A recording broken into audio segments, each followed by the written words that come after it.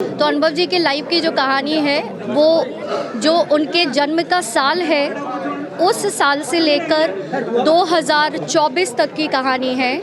उनका school days, उनके college days, फिर स्कूल के टीनेज की लव स्टोरीज़ है, कॉलेज की लव स्टोरीज़ है कि जब टीनेज में जब पहला पहला प्यार होता है उस टाइम की कहानी है। उसके बाद में जब दिल टूटते हैं फिर से प्यार होता है उसकी कहानी है। जो भी प्रिंटिंग से पहले तक के दिन तक जो कुछ भी मैं ऐड कर सकती थी उसमें उसकी कहानी है। चाहे कोर्ट में उनका विजयी होना, चाहे इन सालों में जो खोया वो और जो पाया वो भी, जो जीत की कहानी है, पापा को जो खोया उसकी कहानी है, चाहे बीजेडी में इतने सालों तक रहने के बाद क्यों बीजेपी आए उसके पीछे की जो कहानी है, चाहे जो शो था दादागिरी उनका उसको छोड़ने की कहानी हो। ऐसे इतने पड़ाव हैं जो मैंने और मेरे को राइटर अस्तित्व ने इस किताब में रखने की कोशिश की है, जो आप सभी लोगों को डेडिकेटेड है। बहुत इंटरेस्टिंग बातें हैं। आप सबको बुक खरीदनी है और बुक को पढ़नी है, फिर हम उस पर सारी चर्चाएं भी करेंगे।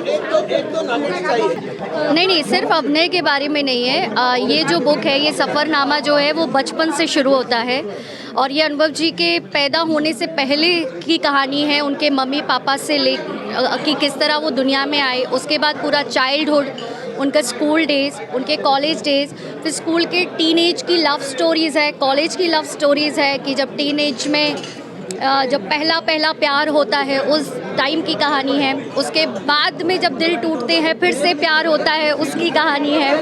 उसके बाद एल्बम में किस तरह आए, चाहे वो उनकी बीमारी की कहानी हो या फिर एल्बम में किस तरह का स्ट्रगल रहा, या फिर पहली फिल्म 2004 में आई लव यू कैसे मिली और उसको करते हुए क्या एक्सपीरियंस रहे। उसके बाद उड़ीसा से बंगाल सिनेमा करने के लिए जब वो बंगाल पहुँचे तो उसकी क्या जर्नी रही, या बंगाल से जब वापसी की उड़ीसा के लिए तो उसके पीछे की क्या कहानी थी।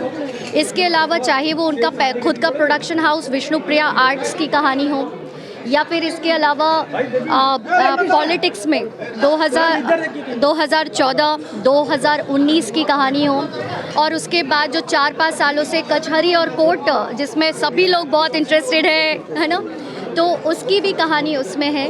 और जो भी प्रिंटिंग से पहले तक के दिन तक जो कुछ भी मैं ऐड कर सकती थी उसमें उसकी कहानी है। चाहे कोर्ट में उनका विजयी होना, चाहे इन सालों में जो खोया वो और जो पाया वो भी, जो जीत की कहानी है, पापा को जो खोया उसकी कहानी है, चाहे बीजेडी में इतने सालों तक रहने के बाद क्यों बीजेपी आए उसके पीछे की जो कहानी है, चाहे जो शो था दादागिरी उनका उसको छोड़ने की कहानी हो। ऐसे इतने पड़ाव हैं जो मैंने और मेरे को राइटर अस्तित्व ने इस किताब में रखने की कोशिश की है, जो आप सभी लोगों को डेडिकेटेड है। तो अनुभव जी के लाइफ की जो कहानी है वो जो उनके जन्म का साल है उस साल से लेकर 2024 तक की कहानी है। तो यहाँ पर सिर्फ 2013 की बात नहीं है, इसको पढ़ने के लिए आप लोगों को 1984 में जाना होगा। मैं तो राइटर थी, मेरी कहानी नहीं है। अगर मेरी कहानी चाहिए तो आप में से किसी एक को चुनना होगा कि कौन लिखना चाहेगा। बरसा जी के बारे में इसमें है या? जी बिल्कुल, क्योंकि वो 2023 दिसंबर तक उनकी जीवन का पार्ट रही हैं, तो उसमें क्योंकि उनसे बातचीत नहीं हो पाई तो उनके बारे में हम बहुत कुछ तो नहीं लिख सकते थे, लेकिन ऐसा नहीं है कि उनके बारे में बात नहीं हुई है। बिल्कुल उनके बारे में बात हुई है। उनके बारे में क्या बात हुई है उसके लिए आपको किताब खरीदनी होगी और पढ़ना होगा, क्योंकि आप जो भी जानना चाहते हैं ना, आपके जो भी प्रश्न हैं वो किताब के अंदर है, तो वो बिना पढ़े नहीं पता चलेगा। अनुभव मोहंती की अभय फिल्म रही जो कि बहुत सुपरहिट, बहुत अच्छी फिल्म वो चली।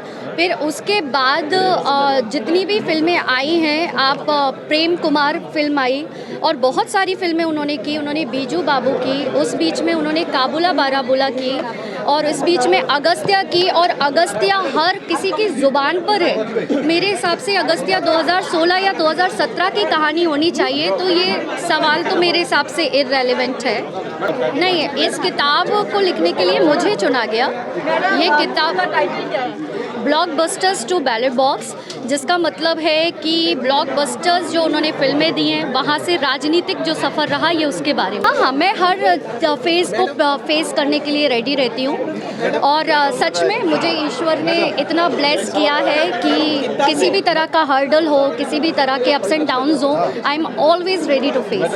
इसका जिक्र अनुभव जी कई बार कर चुके हैं और ये बात किताब में भी आपको मिलेगी कि खुद नवीन सर चाहते थे कि वो बीजेडी में आए। 2013 में अनुभव जी ने बतौर स्टार प्रचारक बीजेडी ज्वाइन की थी और पूरी लॉयल्टी के साथ वो लगभग 11 साल उस पार्टी में रहे हैं। तो इस चीज़, हाँ, तो आप क्या पूछना चाहते हैं? मैंने लिखा है। हाँ, तो छोड़ना क्यों पड़ा उसके लिए एक बार किताब तो पढ़िए, उसमें है रीज़न। मेरे किताब की जो शुरुआत है वो राजनीति से ही शुरू होती है, उसके बाद मेरे किताब के आगे चैप्टर्स बढ़ते हैं जो कि है जी फैमिली के ऊपर, उनके जन्म को लेकर। तो जो मेरी किताब की कहानी शुरू होती है वो राजनीति का पहला चैप्टर है और जो किताब का अंतिम चैप्टर है वो भी राजनीति पर है। तो राजनीति को उतना स्थान मिला है जितना वो उसमें सक्रिय अभी तक रहे हैं 2024 तक। फिल्मों का भी उतना स्थान मिला है जितना वो 2004 से लेके 20 साल 2024 तक रहे। इसके अलावा इस किताब में हर पड़ाव जो जितना समय तक रहा है मैं वही लिखूंगी ना। नहीं, मुझे लगता है क्योंकि अभी एक राजनीतिक पारी की नई शुरुआत हुई है और मैं इसे वॉल्यूम 1 कह रही हूँ। अभी अनुभव जी की जितनी उम्र है और जितना उन्होंने अचीव किया है, मुझे लगता है कि अभी मेरे जानने वालों में तो बहुत कम लोग हैं जो इस उम्र तक इतना कुछ अचीव कर पाते हैं और हमें और ज़्यादा चाहिए। तो मैं जानती हूँ कि अनुभव जी अपने फैंस को कभी निराश नहीं करते। आने वाले समय में वॉल्यूम 2 बिल्कुल आएगी, लेकिन अभी आने वाले 2-4 साल में तो नहीं आएगी। और मतलब मुझे उनके फादर के साथ जब मैंने इंटरेक्शन किया है वो बहुत एजुकेटेड, बहुत ही एकेडमिक्स में बहुत स्ट्रॉन्ग रहे हैं और मैं भी हमेशा पढ़ने की शौकीन रही हूँ। तो मेरा और उनका उस पूरी फैमिली में सबसे ज़्यादा मेरा और उनके फादर का जमता था। वो बूढ़े थे लेकिन उन्हें बहुत मज़ा आता था। वो इंग्लिश लिटरेचर के अध्यापक रहे और उन्हें पोइट्रीज़ का बहुत शौक़ था। तो जो आप पूछ रहे हैं कि आखिरी बार कब बात हुई थी, तो आखिरी बार मेरी उनकी बात हुई थी जिस दिन वो ऑपरेशन उनका होना था किडनी ट्रांसप्लांट के लिए। उस वक्त मैं हॉस्पिटल में ही थी। नहीं, उन्होंने मुझसे कहा था कि I want to talk to your parents. और ये पहली बार था क्योंकि मैं जब से अनुभव जी से मिली हूँ उनके फादर डायलिसिस पे रहे, बीमार थे। तो ये उन्होंने ऑपरेशन थिएटर से जाने से पहले उन्होंने मुझे बोला I want to talk to your parents, और वीडियो कॉल पे उन्होंने मेरी फैमिली से बात की। नहीं, बिल्कुल नहीं, क्योंकि मैं ना कृष्ण की भक्त हूँ। मैं जहाँ से आती हूँ वृंदावन, मथुरा, और मुझे याद है कि आज 15 फरवरी है ना, लास्ट ईयर 14 फरवरी को सरस्वती पूजा थी। मैं उस वक्त गोवर्धन की परिक्रमा कर रही थी। तो वो 21 किलोमीटर की परिक्रमा होती है भगवान कृष्ण की गोवर्धन में, वृंदावन में। तो मैं वसंत पंचमी पर लास्ट वो किया, और आप यकीन मानिए कि नेक्स्ट डे मेरी जब कंप्लीट हुई मेरी 21 किलोमीटर की यात्रा, और मैंने अपने होटल से जैसे ही चेक आउट किया और मुझे खबर मिली कि पापा नहीं रहे। तो आप कह रहे हैं ना, नफ़रत जो है ना सब टेम्परेरी है। कोई भी दुनिया में जो चीज़ परमानेंट है ना वो है चेंज। तो चेंज अकेला ऐसा है जो कांस्टेंट है और परमानेंट है।